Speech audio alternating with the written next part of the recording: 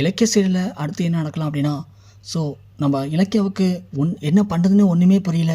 ஆனால் கௌதமை எப்படியாவது காப்பாற்றி தீரணும் அப்படிங்கிற குறிக்கோளை அடைஞ்சிட்ருக்காங்க. கௌதம் அரெஸ்ட் பண்ணப்பட்டுட்டான். அது மட்டும் இல்லாமல் அஞ்சலிக்கு சந்தேகம் வந்துருச்சு. கௌதம் தான் கார்த்திகை கடத்தலை, வேறு யாரும் கார்த்திகை கடத்திருப்பாங்களா அப்படின்னு அஞ்சலி தான் அம்மா வச்சு அங்கேயும் தேடிட்டு இருக்கா அப்படிங்கிறது தாட்சாயினி மூலிமா எஸ்எஸ்கேட்ட பேசுகிறாங்க. அப்போ தான் எஸ்எஸ்கே விடு தாட்சாயினி, அந்த அஞ்சலி அப்படி ஒன்றும் பெரிய புத்திசாலிலாம் கிடையாது. அவள் எங்கே வேணும் திரட்டும், எங்கே தேனாலும் கண்டிப்பாக அந்த கார்த்தியை கண்டுபிடிக்க முடியாது. அந்தளவுக்கு கார்த்தினா பத்திரமா எடுத்து வச்சுருக்கேன் அப்படிங்கிற மாதிரி எஸ்எஸ்கே பேசுகிறாரு. தாட்சாயினோடனே எங்கே வச்சுருக்கீங்க அப்படின்னு கேட்க எஸ்எஸ்கேவோட அட்ரஸை சொல்கிறாங்க. தாட்சாயினோடனே அவனை அங்கேயே பத்திரமா வைங்க. இந்த முறை கௌதம் அரெஸ்ட் பண்ணப்பட்டு ஜெயிலுக்கும் போயிட்டான். கண்டிப்பாக கோர்ட்டில் அவனுக்கு ஆதரவாக தீர்ப்பு சொல்கிறதுக்கு நம்மள்ட்ட எல்லா ஆதரவும் பக்காவாக இருக்குது. ஏன்னா கார்த்திக் அமைச்ச வீடியோ அவ்வளோ பவர்ஃபுல்லான வீடியோ. அது ஒரு வீடியோ போதும், கௌதம் தான் குற்றவாளின்னு சொல்லி கௌதமை இப்போதைக்கு ரிமாண்ட் பண்ணிவிடுவாங்க. அதுக்கப்புறம் நம்ம முடிஞ்சால் அந்த கார்த்தியை போட்டு தள்ளிட்டு அதுக்கு காரணம் கௌதம் தான் சொல்லி அந்த பழி தூக்கி அவன் மேலே போட்டுடலாங்க. போட்டுட்டா என்ன அடிக்க கை வாங்கின கௌதம் கடைசி வரைக்கும் கைதியாக ஜெயிலுக்குள்ளேயே கடந்து மனசு நொந்து சாகணும். அதை பார்த்து நான் சந்தோஷப்படணும். இன்றைக்கி கூட ஸ்டேஷன் போயிட்டு அந்த இலக்கியாட்ட செக் புக்கு கொடுத்து உனக்கு எவ்வளோ பணம் வேணுமோ எடுத்துக்கோன்னு சொன்னேன். ஆனால் அவள் செக் புக்கை தள்ளி விட்டு என்னை கண்டபடி பேசி ரொம்ப அசிங்கப்படுத்திட்டாங்க. எனக்கு மனசு ரொம்ப கஷ்டமாக இருக்குது. நான் பாருக்கு போகிறேன், ஏன்னா என்னால் தாங்க முடியல அப்படின்னு சொல்லிட்டு நம்ம தாட்சாயினி பக்கத்தில் இருக்கிற ஒரு பாருக்கு போகிறாங்க. பாரில் போயிட்டு லைட்டாக ஒயின் சாப்பிட்றாங்க. ஸோ தாட்சாயினி ஒயின் சாப்பிட முடிச்சுட்டு அங்கேருந்து கிளம்பி தடுமாறியே வராங்க. கார் ஓட்ட முடியாமல் கார் ஓட்டிகிட்டு வராங்க. காரை சரியாக ஓட்டாமல் ஒரு கட்டத்துக்கு மேலே லைட்டாக போய் ஒரு பைக்கில் இடிச்சிடுறாங்க. இடிக்கவும் அந்த பைக்கில் எனக்கு சண்டை போடுறான். சண்டை போட்டுட்டு அவன் போயிடுறான். அப்படின்னு பார்த்து தாட்சாயினியில் காரை நவுத்த முடியாமல் அப்படியே அங்கேயே வச்சுருக்காங்க. அப்போ அந்த பைக்கை திட்டிகிட்டே போகிறத இலக்கியா பார்க்குறாங்க. உடனே என்னாச்சுண்ணா அப்படின்னு கேட்க அந்த கார் லேடி ரொம்ப திமிராக வந்து வண்டியை விட்டு இறங்கவே மாட்டாமா.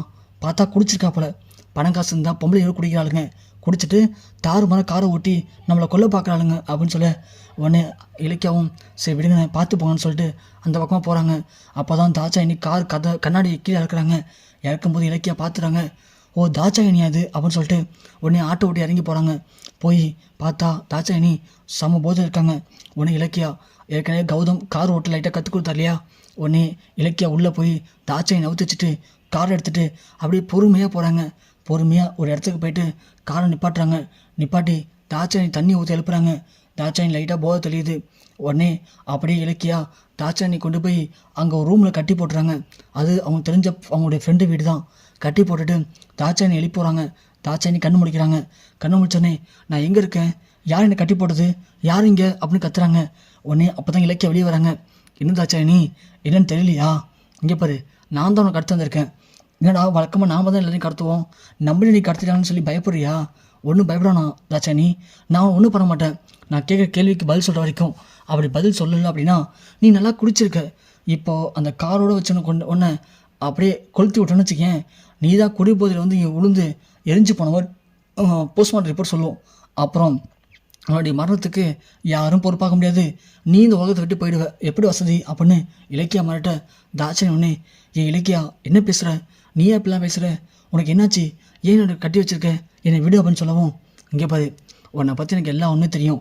நீ எஸ்எஸ்க்கு வந்து திட்டம் போட்டு தான் கார்த்திகை கடத்திருப்பீங்க. கடத்திட்டு அந்த பழியை எப்படியும் ரொம்ப சாமர்த்தியமாக என் புருஷன் கௌதம் மேலே போட்டுட்டீங்க. எனக்கு இப்போ உண்மை தெரிஞ்சாகணும், சொல்லு, என் புருஷனுக்கும் இதுக்கு என்ன சம்மந்தம் இருக்குது, கார்த்திக் எங்கே வச்சுக்கிங்க சொல்லுடி அப்படின்னு சொல்ல. ஐயோ இலக்கியா நீ தப்பாக புரிஞ்சுக்கிட்டு இருக்க, நாங்கள் எதுவும் பண்ணவே இல்லை, எனக்கு இதுக்கும் சம்மந்தமும் இல்லை, என்னை விட்டுன்னு மிரட்டுறாங்க. ஆனால் நம்ம அஞ்சலி என்ன பண்ணுவா, அந்த இடத்துல இருந்தால் எப்படியாவது காப்பாற்றணும் தான் நினைப்பாங்க நம்ம தாட்சாயினியை. அதே மாதிரி தான் இலக்கிய கௌதமை காப்பாற்றுறதுக்கு தாட்சாயினியை கத்தி எடுத்து உன்னை இப்படி பேசியிருந்தா நீ சரிப்பட்டு வர மாட்டே அப்படின்னு சொல்லி குத்த போகிறாங்க. உடனே தாட்சாயினி வாய்ந்து போய் ஐயோ இலக்கியா ப்ளீஸ் என்னை குத்திராத, நான் உண்மையை சொல்லிடுறேன் அப்படின்னு சொல்ல. பார்த்தியா அதான் வாயால் பேச நீ சொல்ல மாட்டேடி, கத்தி எடுத்தோன்னு தான் பேசுகிற. பார்த்தியா சொல்லு, கார்த்திக் எங்கே இருக்கான் அப்படின்னு கேட்க தாட்சாயினி உடனே கார்த்திக் எங்கே இருக்கான் அப்படிங்கிற உண்மையை சொல்கிறாங்க. உடனே நம்ம இலக்கியா என்ன பண்ணுறாங்க, தாட்சாயினி அங்கேயே கட்டி போட்டு ஸ்பாட்டுக்கு போகிறாங்க. பார்த்தா ஆல்ரெடி அங்கே ரவுடி பசங்களாம் குடிச்சிட்டு போதையில் கிடக்குறாங்க. கார்த்தியும் போதையில் நிதான் இல்லாமல் இருக்கான். இலக்கியா போய் கார்த்திகை அவுத்து பொறுமையாக கைத்தால் தூக்கி காரில் போட்டு அலசு வந்துடுறாங்க. அலசு வந்தோடனே தாட்சாயினியை காட்டுறாங்க. பார்த்தியா கார்த்திகை கொண்டு வந்துட்டேன், ஆனால் ஒன்றும் சும்மாயிட மாட்டேன் அப்படின்னு சொல்லிட்டு கார்த்திகை அங்கேயே படுக்க வச்சுறாங்க.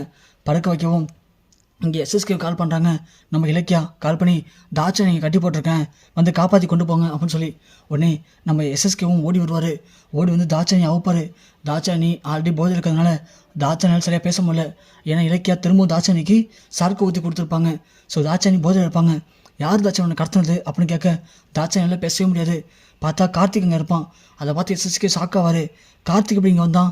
இன்னும் தாட்சாணி, கார்த்திக் நம்ம தானே கடத்தி கொண்டு போய் அங்கே வச்சுருந்தோம், அவன் எப்படி இங்கே வந்தான்? நீ எப்படி இங்கே வந்த? எனக்கு என்ன நடக்குது இங்கே ஒன்றுமே புரியலையே அப்படின்னு எஸ்எஸ்கே கத்தும்போது இலக்கியா வெளியே வருவாங்க. என்ன எஸ்எஸ்கே ஒன்றும் புரியலையா? உன் பொண்டாட்டி நான் தான் கடத்தினேன். நீங்கள் கார்த்திக் கடத்தும் போது நான் உங்களை கடத்த மாட்டேன்னா என்ன? இப்போ தானே இல்லை ஒன்று எனக்கு தெரிஞ்சது. தாட்சாணி இல்லை ஒன்று சொல்லிட்டா. ஆக மொத்தம் நீயும் தாட்சாணி பிளான் பண்ணி கார்த்தியை கடத்திட்டு பழி தூக்கி ஏன் புடிச்சவங்களை போட்டிங்களா?